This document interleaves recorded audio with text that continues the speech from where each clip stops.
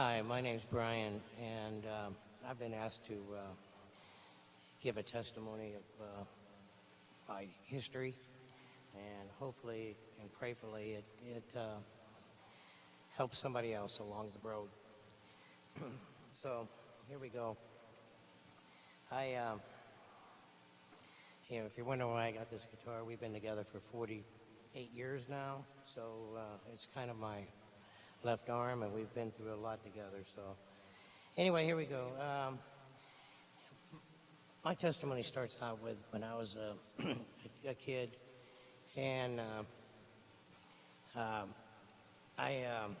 was growing up. I had two brothers. One's 6 years younger than me, but it was at the beginning. It was me and my older brother, and I was. I could tell that my dad had his favorite, and it wasn't me. And then I was 6 years old, and my younger brother was born, and my mom was always busy with him. So I was kind of left out in left field, and then, and it was pretty obvious that's what the case was. And so anyway, one night, I think it just finally came to a head when one night my mom and dad were out for their wedding anniversary, and they came home, and my dad he got really drunk, and he couldn't get out of the car. So my mom came in the house, and my brother wasn't home. He was staying all night with a buddy of his, and she asked me to go out and get him out of the car. So I went out there to help him. And I was I was in beginning of sixth grade at this time, and he was out there saying he wanted his boy, and I said, well, he's not here right now, but I'll help you. And when I said that, he picked me up and threw me, and I hit the brick wall of the neighbor's house next door. So I got up and I walked back over, and I closed that corridor, and right then and there I closed any type of relationship that him and I could have ever had was closed that day. So anyway, from that point on, I was pretty much on my own. So and I felt like nobody cared about me, so I didn't care about me either. And I started sneaking liquor out of the liquor cabinet, and I started drinking. I guess I was in sixth grade, and I kept drinking. I was drinking whiskey at that time, and I was getting drunk pretty much every day. And when I got out of sixth grade, I went into junior high school, and there I found out all about pot.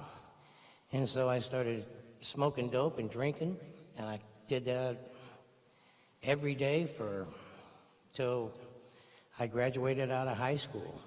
And in the meantime, I got into playing music because it was the only way I could vent frustration, and that's where this guitar has really meant a lot to me. We've been seen a lot of joy, seen a lot of sorrow, but anyway. I got out of high school, and I was playing with a band. We were doing pretty good, and then one day I woke up and I had a headache that just wouldn't go away. So it just kept getting worse and worse and worse. I was 19 at this time, and I went to the doctor, and the doctor said it was just a bad sinus infection. No big thing. Well, about 2 days after that, I woke up, and I was blind in my right eye. I couldn't see, and so I went to an ophthalmologist who was a friend of the family, and he looked at my eyes and told me I had a pretty bad problem, and he sent me to St. Louis University Hospital, and there. They ran some tests, and then the doctor came in the night before I had my surgery, and he asked me if I had a clergy, and I said no. And he said, well, I'll be back after a while, but I'm going to send a priest up to see you.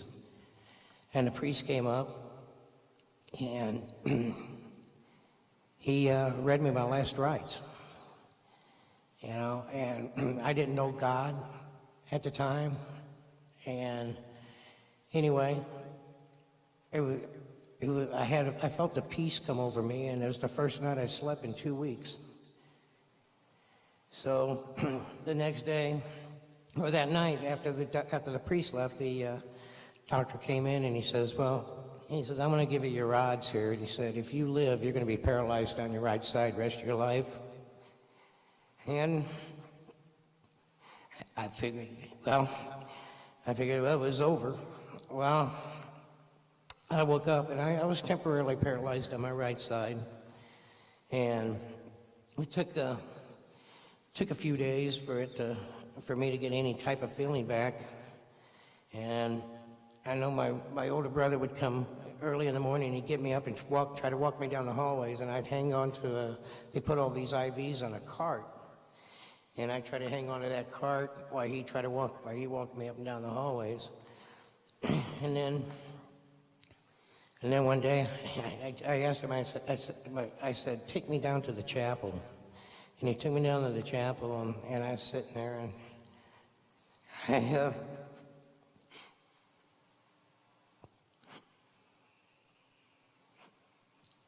I didn't ask God why it happened. I asked God, why was I spared? Because there was a whole floor of people up there on the same floor I was on that were going through the same thing, and half of them were never lived, and the other half went to nursing homes or whatever, you know, because they never came out of the surgery, or was, you know, the tumors were so bad. So after that, I was back. The nurse came and wheeled me back upstairs, and I was laying there in the bed, and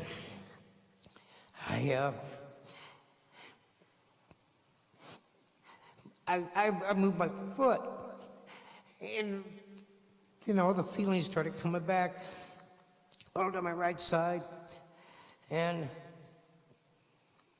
I knew it was God. I didn't want to admit it, but I knew it was God. There was no other way that was going to happen. So, anyway, I spent about 6 months there in the hospital, going through physical therapy, and you know, basically, I had to learn how to read, write, walk, talk, everything all over again. And while I was in there, they kept giving me morphine every day, you know, for pain. And the day they took all the IVs out, they sent me home. And so about a day or two after I got home, I started going through drug withdrawals, and I couldn't. I was in a fetal position. I was cold, hot, sweaty. I could feel my blood run through my veins, and then my mom kept calling the doctor, and he just said, "Hey, he'll be all right. Just give him time." And I mean, I could see bugs crawling all over me, and just the pain. It was so intense, and it took about 3 weeks, and I came out of that, and then right after that, it wasn't too long after that, the girlfriend of mine that I thought was the love of my life left me, and so now I'm trying to physically and mentally get over this brain tumor, plus deal with a broken heart. And by this time, I was back on my feet, and so what did I do? I turned right back into drinking and drugging, and I actually left the town I lived in and moved down to Southern Illinois and started going to school here, and I was just drinking and drugging every day, every morning, all day long. And I started playing with couple different bands down here.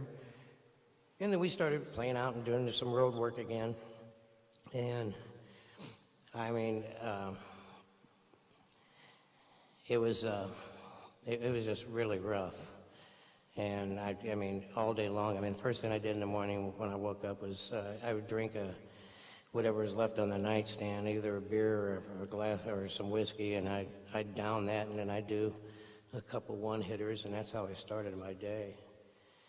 And that went on for several years. And anyway, when I was going to school down here, I remember one night I walked outside, and it's the first encounter I really ever heard from God. I walked outside and I just looked up in the sky one night and I asked him, I said, "Are you through?" And he said, "No." It's the first time I ever heard him speak, and he said, "No, and don't ever talk to me when you've been drinking."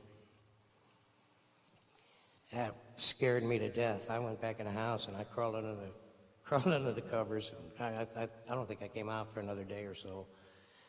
So anyway, so I got back there now, and I was going to school and I was playing, and then one night he just kept dealing with me, and I just kept turning my head or walking away, and finally one day I walked outside and I looked up and I said, "If you want me to change, you're going to have to find me the meanest woman that you've ever seen in your life." And 2 weeks later, I met my wife. And I think he's still laughing. But anyway,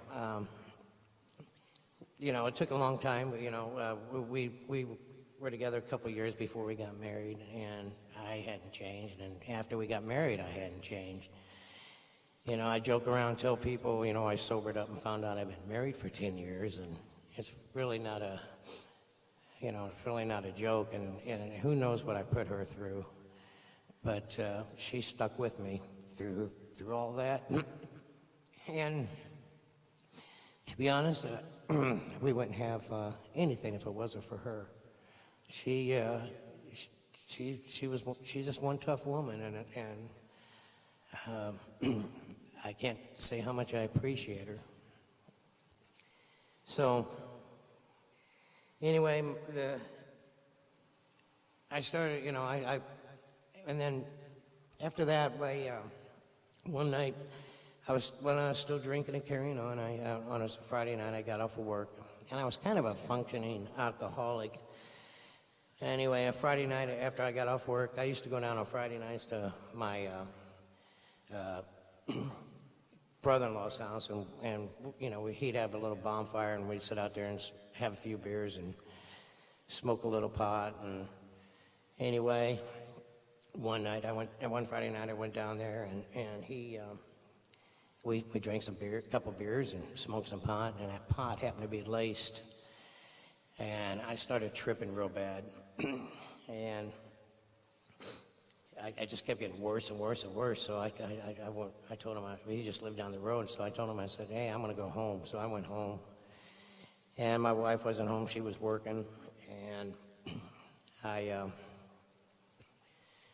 anyway, I got in the house, and I was like, usually when you get that high, if you drink some milk, it brings you down a little bit.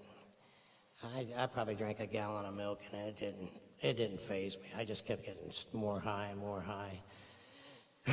So I decided, for some off-the-wall reason, to run a bath, and I figured if I lay in soak in the water, it kind of calmed me down, because right after this particular time, I'm starting to really freak out over what's going on. And so I did. I ran this tub, and I lit some candles, get a little ambience going. And I was laying in this tub, and then all of a sudden, I was paralyzed. I couldn't move my arms, couldn't move my legs, and I started sliding down in that tub. And the water got all the way up around my nose. And out of the corner of my eye, the door opened, and the first thing I know, I'm standing on my feet, and I'm standing right before the Lord. And he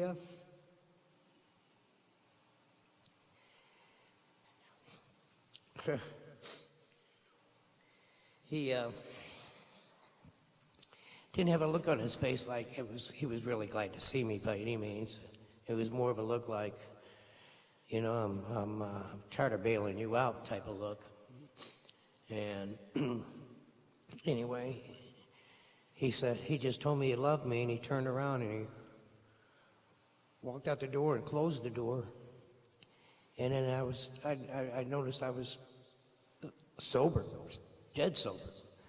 And I started pinching myself, and asking myself, did this really happen?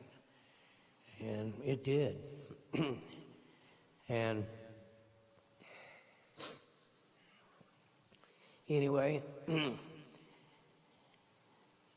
a week later, that's when I gave my life to the Lord. I just couldn't take it anymore. And all the drugs and the drinking I did, I just never could kill the pain. But when I gave my life to the Lord, that killed the pain.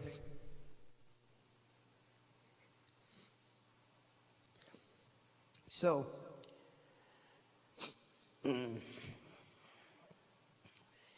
anyway, it was a major life change for me, and I, started becoming very career-minded, and it was, and doing great all the way up to about a year ago. I had a series of heart attacks, and I finally went to the hospital, and I went in, and they ran some tests and whatever, and then after I did this one test, that doctor called upstairs and he said, get me down there right away. And I went down, they took me down there, and one of the main arteries that goes to your heart was 100% clogged. And when they were going in to clear it out, I flatlined, and I felt God's hand. I could hear people talking, and all I could see was light. And I could hear people talking, and all of a sudden I just felt God's hand reach down and it just touched my heart, and it just started pounding. Like it was going to pop right out of my chest. And that was, I don't know, and I'd sit there and I'm thinking, why? Because I'm certainly not worthy of everything that he's done for me. I'm definitely not worthy of it. And so that's the 3 encounters I've had with the Lord, and I'm not trying to push for a 4th time, because I think 3 you're pretty blessed. So anyway, that's kind of the history of my life, and if I could give anybody any advice, that this job pressure, the pressure from society out there, it isn't worth it. It isn't worth it. All I can say is, love like you never loved before. Worship like you've never worshiped before. Give like you've never gave before, because you can't outgive him. Do these things and just build a relationship with God. He'll talk to you. He'll talk to you. You just got to sit back and listen. And that's about all I can say. Thank you, and God bless each and every one of you.